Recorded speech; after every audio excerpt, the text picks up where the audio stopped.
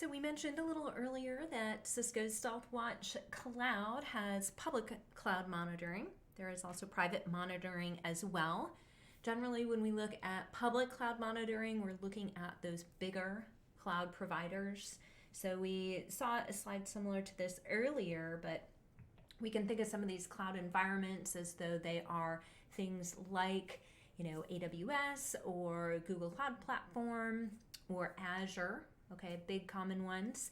And each mechanism is going to be slightly different when we're pulling that telemetry in from each different cloud provider.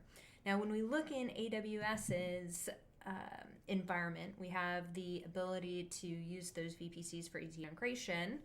The communication between Stealthwatch Cloud and the Amazon account is all going to be using APIs. So we want to make sure those are all secured. And when we look inside Amazon, we can see that they also have the ability to create roles for, these other data types or these other telemetry types like Lambda or Inspector, CloudTrail.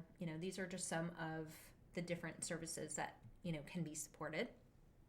When we look at Google Cloud Platform, you set up or hook in your GCP account with those user permissions.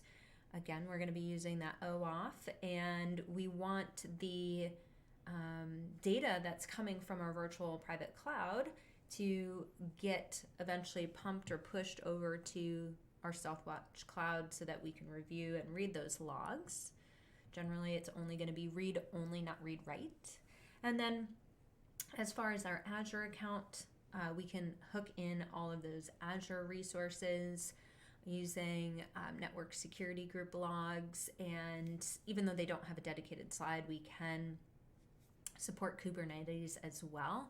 Generally, a lightweight sensor that's going to be hooked into each node, including the master. Let's see, if we were doing the private network monitoring on a virtual appliance, we can still have all of our data from the enterprise being pumped to that virtual appliance. So we don't have to have a dedicated physical hardware appliance. We can have a virtual appliance too. So all of those span sessions, all of our NetFlow data, any of our Active Directory auth information can all be pushed to the virtual appliance, which then gets shared over an HTTPS connection to the Stealthwatch cloud.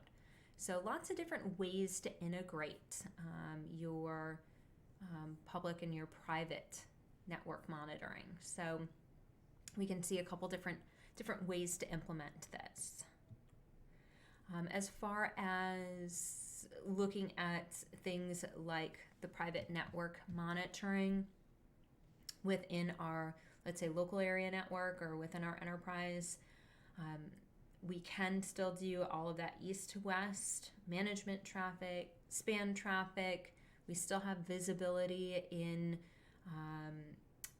alternatives to NetFlow like IPFix, and we might also have all of that Stealthwatch data in our virtual appliance eventually getting pushed to our SIEM as well. So there's lots of different ways that we can integrate Stealthwatch across our environment.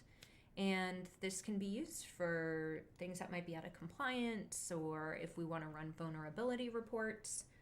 Towards the end of this section, you will see an emulated lab that you can go through and look at some of the different options within Stealthwatch.